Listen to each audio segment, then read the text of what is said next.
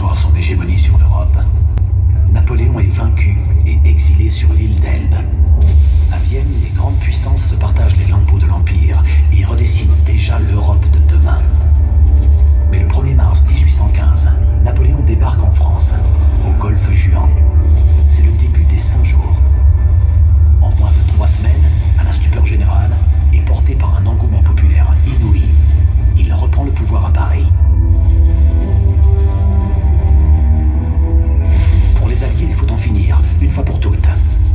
Une énorme coalition rassemblant les armées anglo-néerlandaises, prussiennes, russes, autrichiennes et espagnoles s'organise. 1 million d'hommes marchent vers toutes les frontières de France. Pour Napoléon, seule une victoire éclair, éclatante, lui permettrait de frapper les esprits et de négocier la paix. Il rassemble à la hâte une armée de 124 000 hommes. Le 15 juin, l'armée du Nord franchit la Sambre et fonce vers Bruxelles.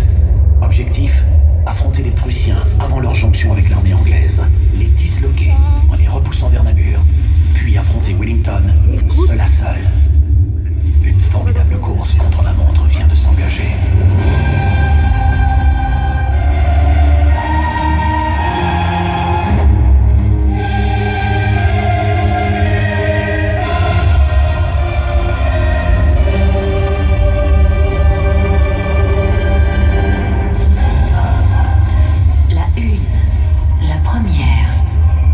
Syndicat d'initiative de Ligny présente. Et si ce soir-là, une production de Tour des Sites Organisation.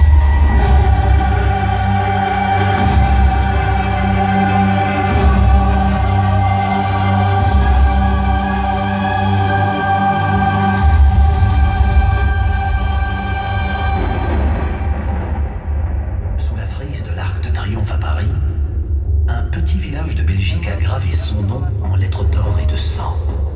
Un village qui comptait à peine plus de 900 habitants, le jour où 150 000 soldats se sont rués vers lui une après-midi de juin, il y a juste 200 ans. Un joli petit village, aux maisons basses et aux toits de chaume, qui n'avait rien demandé à personne. Mais le destin en avait décidé autrement.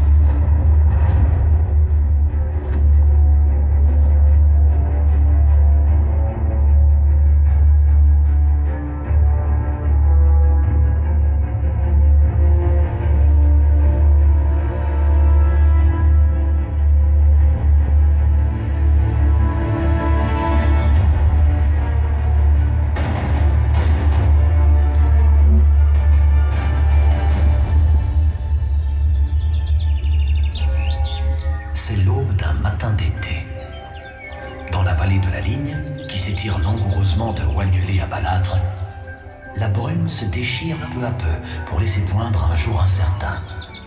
Là-bas, à l'est, s'éveille aussi l'armée de Prusse.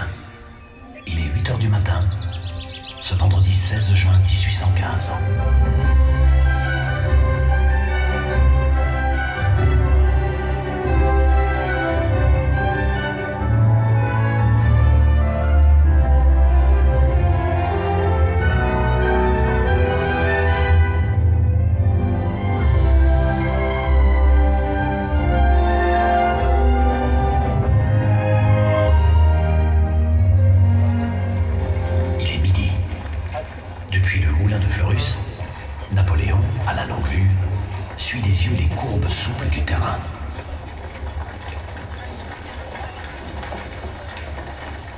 Le plan de Napoléon est simple, fulgurant, comme toujours.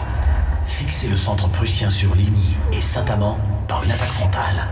Faire diversion sur l'aile droite avec la cavalerie. Puis prendre Blücher à revers par la gauche et disloquer l'armée de Prusse. Mais le premier ennemi de Napoléon, ce n'est pas Blücher, ni Wellington. Non, c'est le temps. Que sont quelques heures sur 100 jours? Rien. Mais bien assez pourtant pour emporter le destin de tout un continent.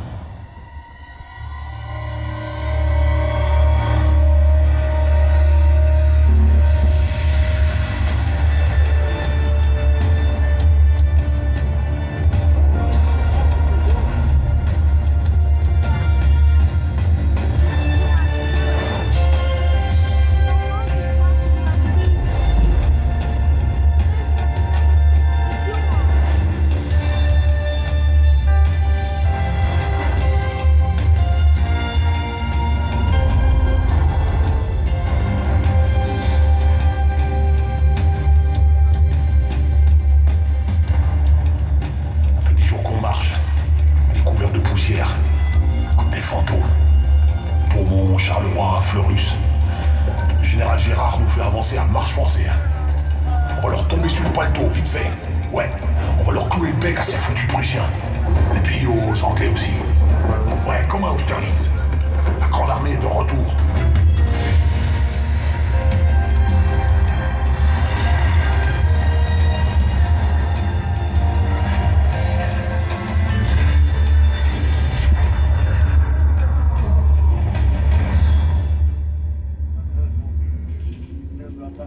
Meine liebe Greta. Cette fois, je crois que nous y sommes. Santiago a fait placer mes batteries sur les hauteurs du village de Ligny.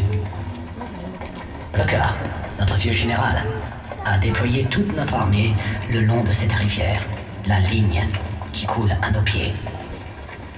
Nos troupes sont disposées sur près de 10 kilomètres. Ils ne passeront pas. Mes gars sont nerveux.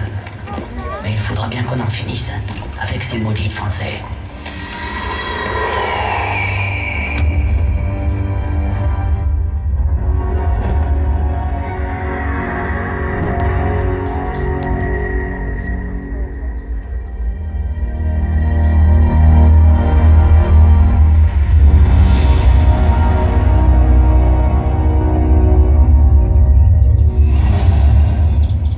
Il est 14 heures.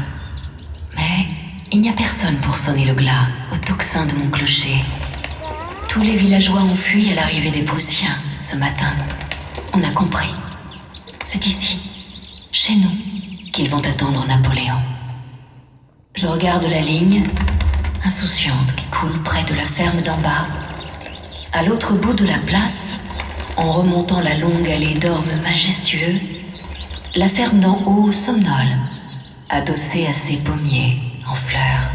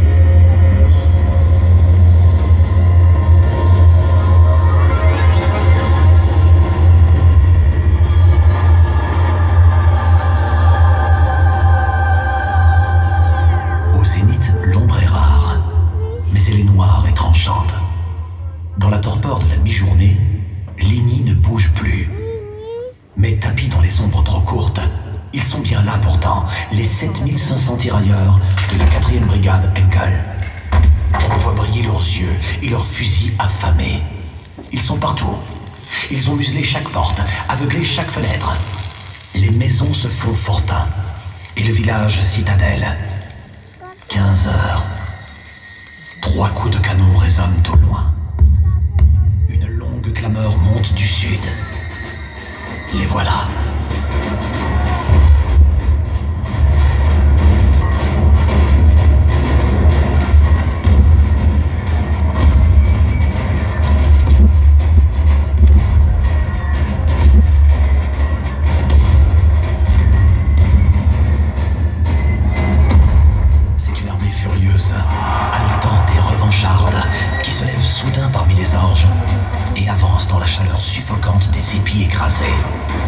Une longue suite interminable de cliquetis, de hennissements, de cris, de pas, de battements, de jurons.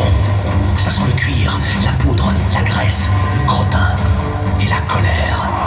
Et ça avance au rythme des tambours. Maintenant, les têtes des colonnes accélèrent. On est porté par une poussée invisible, formidable. Maintenant, on hurle avec une voix qui n'est pas la sienne. Aboiement lointain des canons. D'un coup, la fumée avale le soleil. Ça y est, ça commence.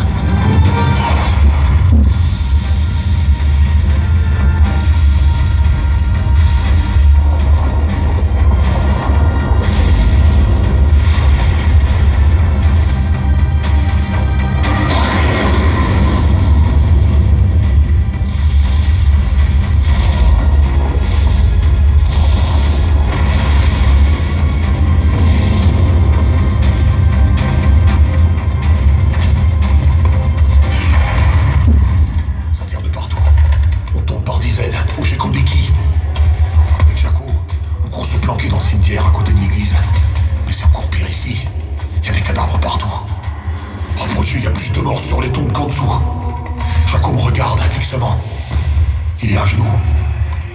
Une baïonnette lui sort de la poitrine. Le Prussien se rue sur moi en beuglant. J'ai plus de cartouches. J'attrape mon fusil par le canon et j'y frappe. Il y a du sang partout et je frappe. Je frappe.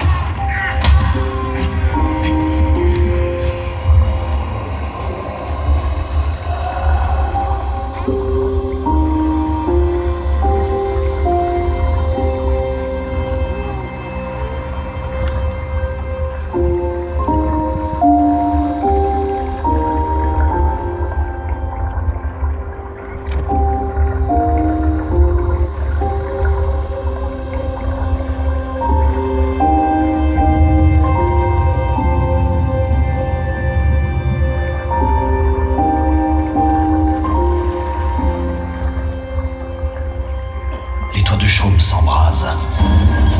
Dans la fumée âcre, on n'y voit plus à deux pas. Ceux qui ne périssent pas d'un coup de sabre ou fauchés par la mitraille mourront écrasés par les charpentes enflammées, brûlées vives. Ligny, c'est un brasier dans lequel des milliers de soldats se jettent, par vagues, les uns contre les autres, en hurlant comme des damnés. Au plus fort de cette inextricable bataille, ils seront plus de 20 000, rien que dans le village, 20 000, à s'étriper de part et d'autre du ruisseau. Dans chaque verger, dans chaque maison, dans chaque grange.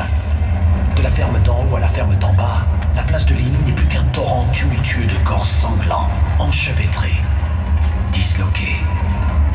Pas de quartier, gagne, pardon.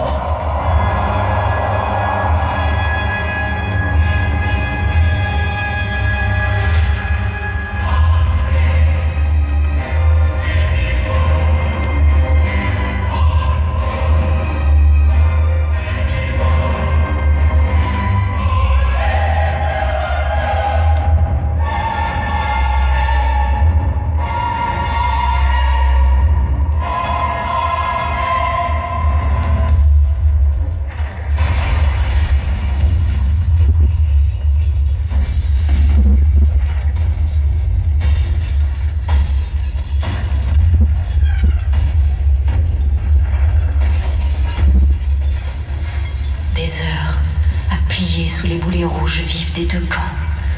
Mon clocher est détruit, mes vitraux explosés. Ma nef est remplie de corps meurtris. Ma charpente n'est plus qu'un brasier. Mes cloches sont tombées dans un fracas d'apocalypse. L'issue ne fait plus aucun doute. Je vais périr. Moi aussi, laminée, détruite par les coups de canon. Comme Ligny, je ne suis plus qu'une ruine. À quoi bon lutter encore ? Je ferme les yeux. Qu'on en finisse.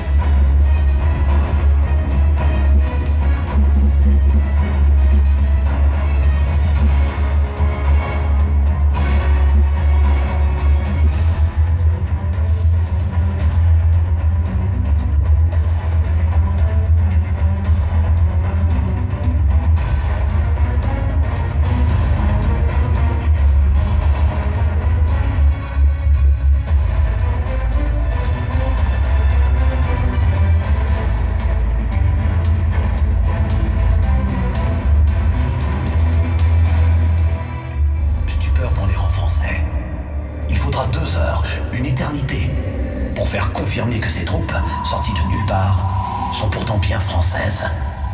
Ce sont ces heures-là qui vont manquer à l'empereur pour disloquer les Prussiens. Mais pour l'instant, ici à Ligny, C'est le dernier acte. Il est temps de porter le coup de grâce. Alors Napoléon rassemble toutes ses forces. Et il attaque. Droit devant.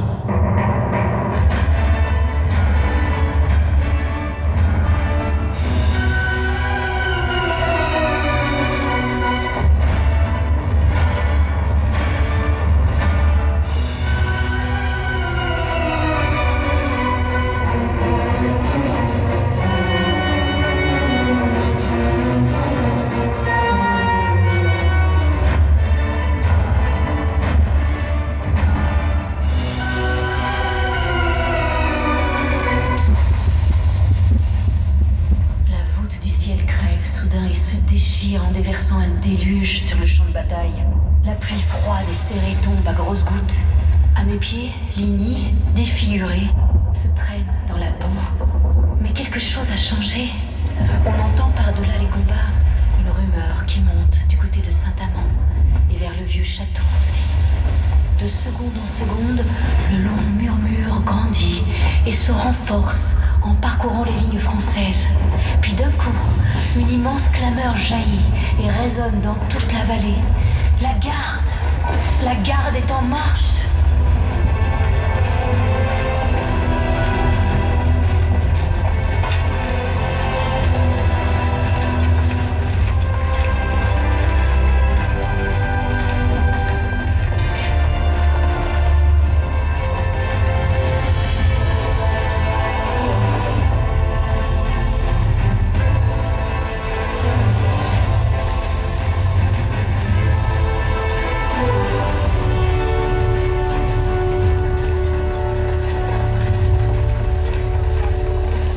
Serrée, implacable, la garde de l'empereur avance. Elle bouscule tout sur son passage. Les éclairs bleutés laissent sur les rares murs encore debout l'ombre énorme, titanesque, des soldats d'élite de l'empereur. Cette fois, les Prussiens sont balayés. Ligny est française.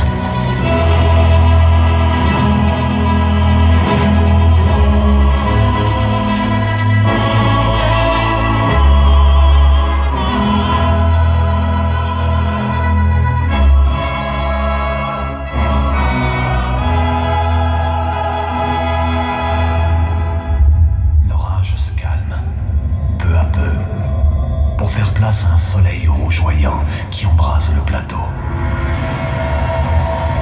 Une lumière pourpre se jette sur le champ de bataille. Les flammes qui montent encore des villages meurtris épousent un ciel de braise. L'air, la terre, la rivière, tout est rouge.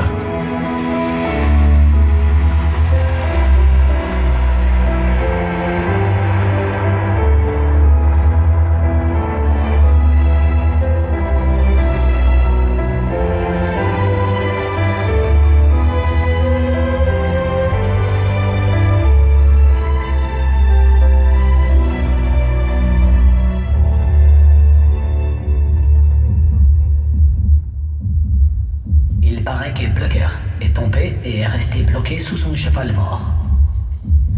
Grâce à l'obscurité, les cuirassés français qui chargeaient ne l'ont pas reconnu en passant à côté de lui. Il s'en est tiré de justesse.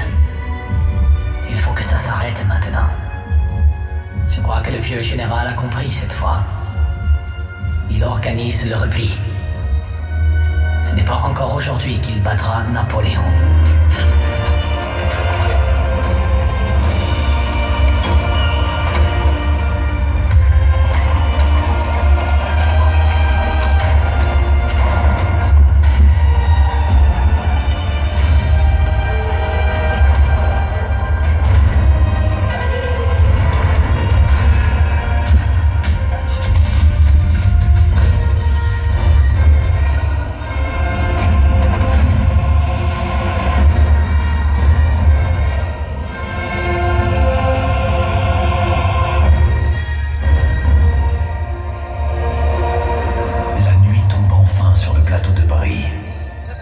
Les Français à bout de force n'iront pas plus loin.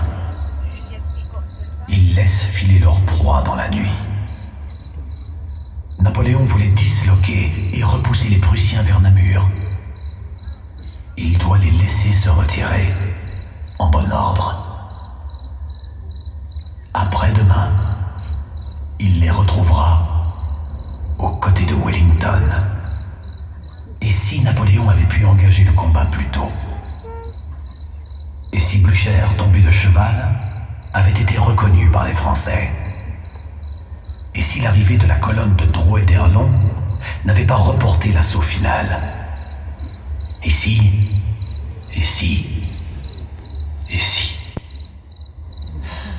Alors Napoléon aurait peut-être gagné à Waterloo. Qui sait?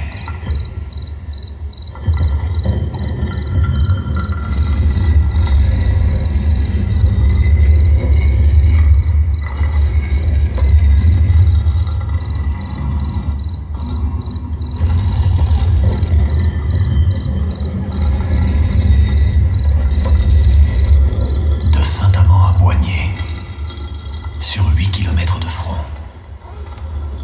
plus de 150 000 hommes se sont affrontés, ici, dans une mêlée d'une rare brutalité.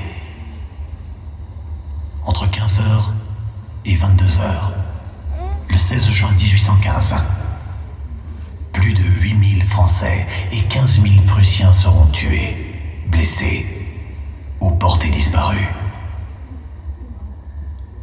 Alors peut-être est-ce assez de dire que ce jour-là, dans la vallée de la Ligne, à chaque seconde, un homme est tombé. À quelques heures près, à quelques détails près, la dernière victoire de l'empereur aurait été totale. L'histoire ne s'écrit pas avec des si. Mais au fond, elle ne se nourrit que de détails. Oui, ce soir-là, à Ligny, la face du monde aurait pu en être changée.